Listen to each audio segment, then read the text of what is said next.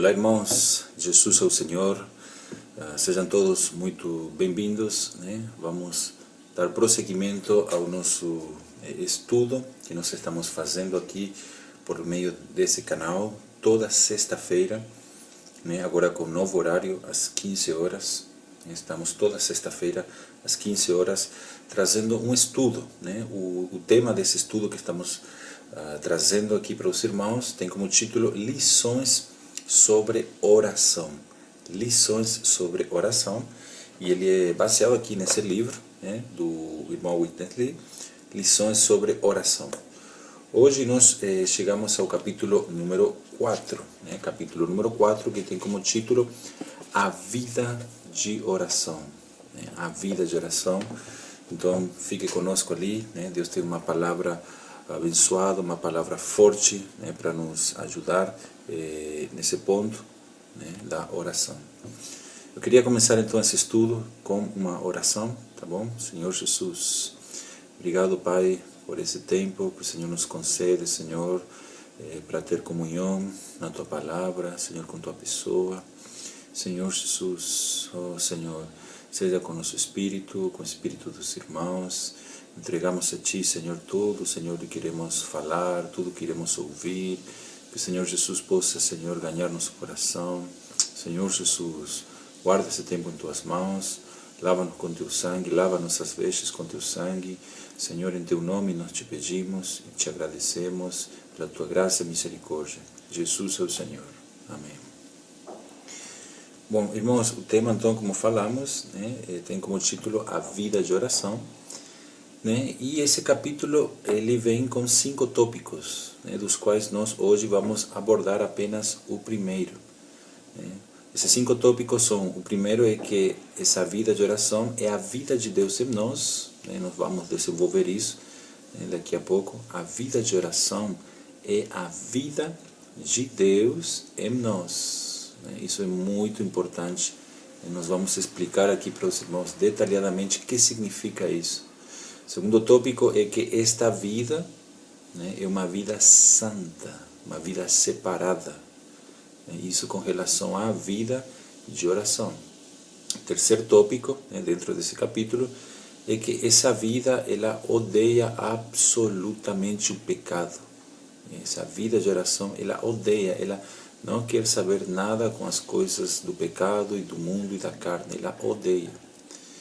Quarto tópico, né, é que essa vida de oração, ela ama a luz, ela gosta de estar na luz todo o tempo, na comunhão, na oração, em Deus, né, vamos ver alguma coisa disso. E quinto tópico, né, é que essa vida é uma vida inerente, né, de oração, está ligada, associada, inerente, né, à oração. Então são 5 tópicos abordados nesse capítulo.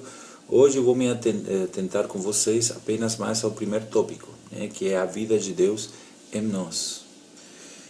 E eu quero começar falando isso, né, que tudo que nós fazemos, né, seres humanos, tudo que nós fazemos, né, precisamos de uma vida que corresponda a tal realização.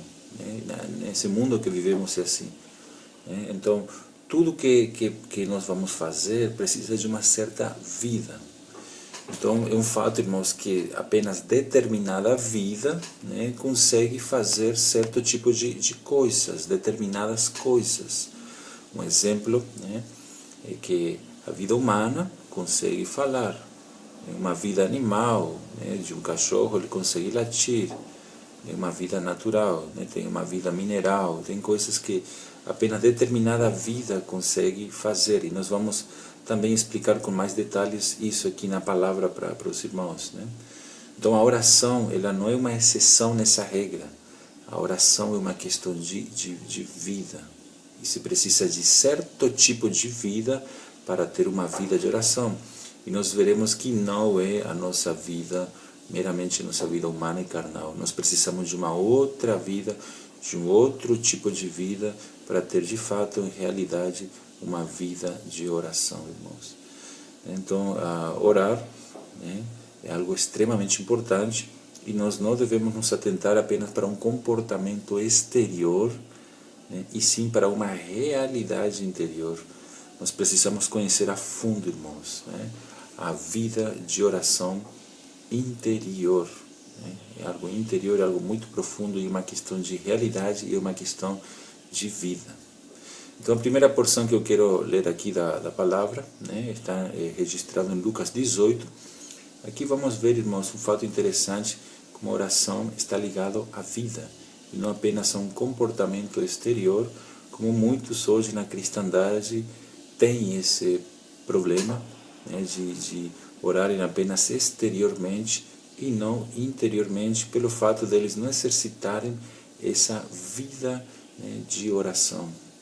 Então vamos lá para Lucas, né? Lucas 18, abra aí sua Bíblia por favor comigo, em Lucas capítulo 18, versículo 9.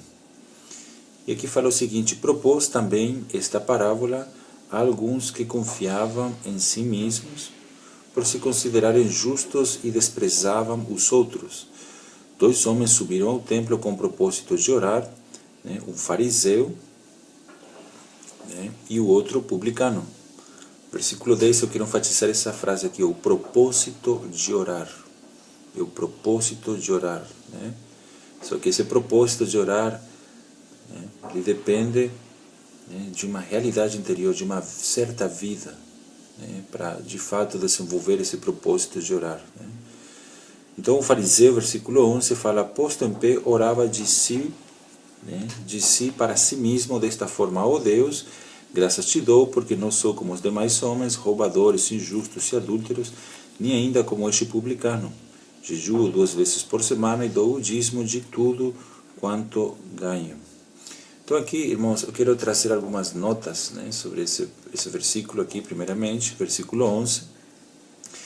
Vemos aqui sobre essa questão de comportamento exterior, né, sendo algo oposto a uma realidade interior, né, algo que é da vida interior. Esse fariseu, né, nós vemos aqui que é alguém que orava de si para si mesmo. Então, a primeira coisa que eu quero mostrar aqui é alguém que ora para si e não para Deus, né? Então nós precisamos de uma vida de oração, de uma vida que é do próprio Deus, para nós poder orar. Essa vida de Deus, ela se comunica diretamente com Deus, né? Como tem muitos versículos na Bíblia que prova isso, né? Se der tempo nós veremos alguns deles. Então aqui vemos uma pessoa que estava orando para ela mesma e não para Deus. Está vendo, irmãos? Porque ela não dependia dessa vida de oração que é o Espírito, né? Então aqui vemos alguém que estava atuando na oração, fingindo que estava orando. Quantas pessoas hoje não passam pela mesma situação, que fingem que oram e oram apenas quando são vistas, quando estão em público, assim como esse fariseu, que ele orava apenas no templo, né, num lugar público, mas não há registro dele orando, né, na sua casa, sozinho, para Deus. Está vendo, irmãos? Isso é muito sério. Tudo isso depende de uma vida de oração. Então é essa a questão, irmãos, é um parâmetro para nós. Nós dependemos dessa vida, que é a vida de Deus, em nós, para ser uma vida que ora, de fato. Então vemos aqui no versículo 11 que ele não estava falando com Deus. E o que é oração? Oração é, irmãos, falar com Deus. Falar com Deus. Mas aqui vemos alguém que não estava falando com Deus. Está vendo? Então é uma questão de postura. Se eu estou falando com o presidente, eu vou ter uma postura. Se eu estou falando também com meu pai, uma postura de respeito, reverência, cuidado, de honra, né, de amor. Enfim, irmãos, são posturas, né? Não é orar de qualquer jeito. Nós estamos na presença de alguém sublime, de alguém que é grande, que é poderoso, que é amoroso, que é salvador, é rei.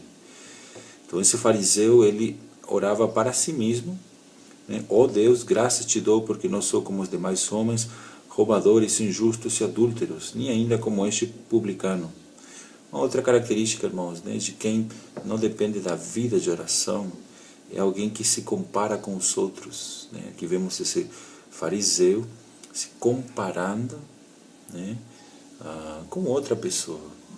Isso é muito feio. Hoje, quantas vezes não vemos cristãos, né? Crentes se comparando um com o outro. Ah, eu sou melhor que aquele, né? Aquele é assim, aquele é lá. Então, se comparar com os outros é muito feio, porque sempre nos leva a nós nos acharmos melhor. Isso é algo da natureza caída.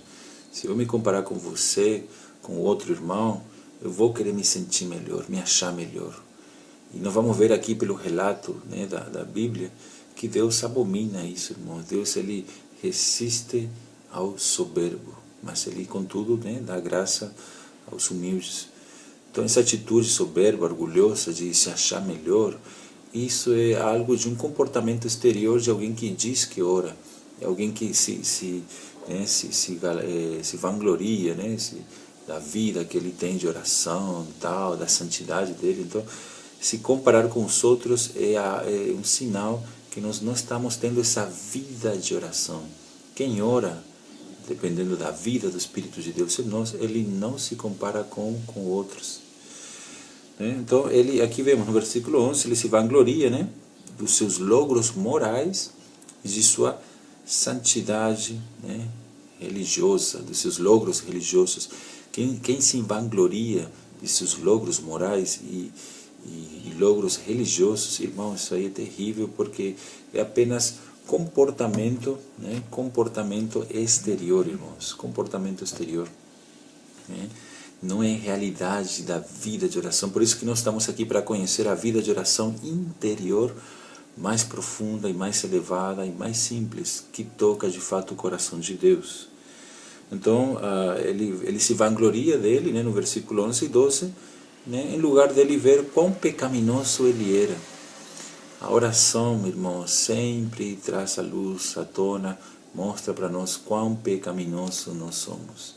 E aí, então, a humildade toma conta, né, e o orgulho, ele é destruído, porque essa vida de oração revela para nós nossa natureza e atos pecaminosos, e aí a necessidade imediata de se curvar diante do Senhor, né, e pedir perdão e se arrepender.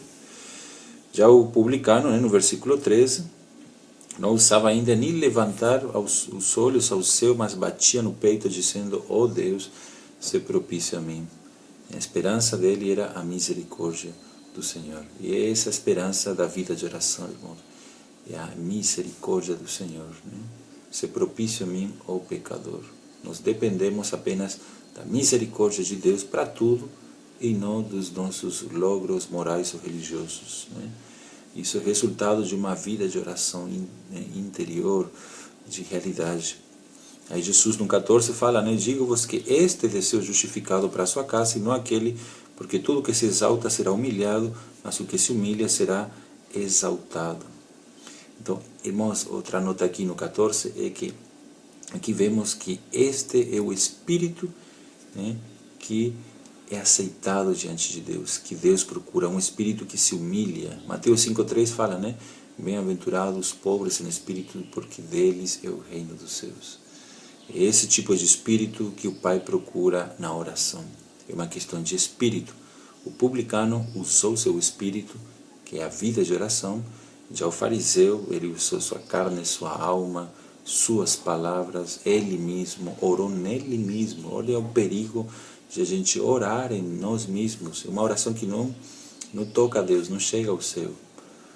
É uma oração para nós, para a gente, uma oração bonita, né? Até tudo cheio de coisas, mas a oração que toca a Deus é uma oração simples, né? E uma oração curta, irmãos, que toca a Deus. Amém? Eu já vou finalizando aqui, né? Nós já temos 14 minutos de vídeo, quero avançar só mais um pouquinho, né? Quero mostrar aqui, irmãos, que depois que nós somos salvos, aí nós temos Deus vivendo então dentro de nós, né? Para Deus, então, ser nossa vida, né? É a vida de oração, tá vendo? Uma pessoa, ela aceita Jesus, Deus passa a morar dentro dela, Deus passa a viver, né, dentro dela, e ali Deus passa a ser nossa vida, e essa vida é a vida de oração. Essa é a vida de oração em nós, né? E a primeira função e habilidade dessa vida que nós recebemos em nós é orar. Orar É a primeira função dessa vida, é uma vida que ora, tá vendo? É o próprio Deus que ora, né? Portanto, após ter sido salvo, a primeira coisa, né, que um cristão faz é orar. É a coisa que ele mais faz, né, depois que ele foi salvo, é orar. Eu vou só ler um versículo, entre tantos, né? Eu poderia aqui, mas por causa do tempo, eu quero levar vocês apenas para Atos 9:11, para confirmar isso que eu estou falando aqui. Atos 9, versículo 11. Atos 9:11 fala assim: então o Senhor lhe ordenou, né, Deus aqui falando com Ananias, dispõe-te e vai à rua que se chama Direita, e na casa de Judas procura por Saulo, apelidado de Tarso, pois ele está orando. Está vendo, irmãos? Saulo acabou de ser salvo aqui, de ter um encontro com Jesus Cristo, né, e quando Deus olha para ele, desde os céus lá, né, Deus olha para ele, e quando fala com Ananias, dá testemunho de Saulo como sendo um novo convertido e alguém que está orando. Está vendo, irmãos? Então, por isso que após ter sido salvo, a primeira coisa que um crente mais faz é orar, orar e orar, irmãos. Né? Então, é algo que é uma característica, né? Por exemplo, um pato. Um pato, ele gosta de quê? De nadar, né? Se você traz um pintinho para perto da água, né, e traz um patinho também para perto da água, o pintinho ele vai fugir da água, tá vendo? Ao passo que o patinho ele logo já vai gostar, e ele vai entrar e ele vai nadar na água, né? Então isso ocorre por quê? Porque a natureza, né, a característica de gostar de nadar pertence à natureza do patinho e não do pintinho. Tá vendo, irmãos? Então, da mesma forma, a vida de Deus que está em cada um de nós, né, ela tem uma característica e ela gosta de orar. Todos os crentes verdadeiros são assim, eles gostam de orar, porque é uma característica da vida que está. Não é que no Diego está essa questão de gostar de orar, é a vida que está em mim, que eu recebi, que ela tem prazer em estar na presença de Deus e orar. Todos os crentes verdadeiros são assim. Em Lucas, nós temos várias passagens disso. Vou mostrar algumas delas, né? Lucas 5:16. Lucas é o evangelho dos 4 que mais enfatiza a oração, né? Lucas 5:16, falando aqui de Jesus, né? Ele, porém, se retirava para lugares solitários e orava. Tá vendo? Jesus, ele separava, né? Ele dava tempo para a oração, né? Lucas capítulo 9, versículo 29. Lucas 9, 29. Fala assim: e aconteceu que enquanto ele orava, a aparência do seu rosto se transfigurou e suas vestes resplandeceram de brancura. De novo Jesus orando, né? Vocês podem tomar nota ali, né? Lucas 22:41 e Lucas 22:44, também vemos Jesus ali orando no momento de sofrimento, no Getsemane, no momento de angústia para ele. Então, todos os crentes verdadeiros são assim, né? Eles oram porque dependem da vida de Deus, né? Então, louvado seja o Senhor, né, por esse ponto. E, na verdade, outra questão aqui é que nós não podemos ensinar uma pessoa a orar, né? De acordo com Salmo 115, versículo 17, vamos ler esse salmo aqui. Nós não podemos ensinar a qualquer pessoa a orar, não. Por quê? Veja só o que Salmo 115 fala. Salmo 115, versículo 17, fala: os mortos não louvam o Senhor, nem os que descem à região do silêncio. Então, o máximo que podemos fazer para uma pessoa que não é salva, irmãos, é mostrar o caminho, falar do Evangelho, que é importante, a oração, que ela é poderosa, ela é eficiente, ela é maravilhosa. Podemos mostrar o caminho, mas a habilidade real de orar, ela está oculta na vida de um cristão, né? Então, se você é salvo, já há tal vida dentro de você com essa função, né? De acordo com os Salmos 115, versículo 18, né? Nós, porém, bendiremos o Senhor. Está vendo, irmãos? Os mortos, né, espiritualmente, eles não louvam, não oram, não cantam, não pregam, não faz nada. Porém, nós, né, os que vivos, os que temos o Senhor, bendiremos o Senhor. Isto é na oração, bendiremos, abençoaremos, bendiremos o Senhor desde agora e para sempre. Tá vendo? Então sim, nós ensinamos os irmãos e as irmãs a orar, mas lembre-se de que podemos ensinar a eles, né, a como exercitar o Espírito, como orar, como ter comunhão com Deus, porque neles já existe uma vida com tal função. É por isso que a gente pode ensinar, né, nesse vídeo aqui, né, que nós estamos fazendo um estudo, né, como orar, como, né, orar com o Espírito, com a mente, com o coração, tudo isso a gente vai ver, né? Mas é porque em vocês já há um Espírito, né, pronto, com essa habilidade. Então isso é algo bíblico, né? Lucas capítulo 11, né? Vamos de novo para Lucas capítulo 11, versículo 1. Eu vou ler aqui para os irmãos. Lucas 11:1 fala: de uma feita estava Jesus orando em certo lugar.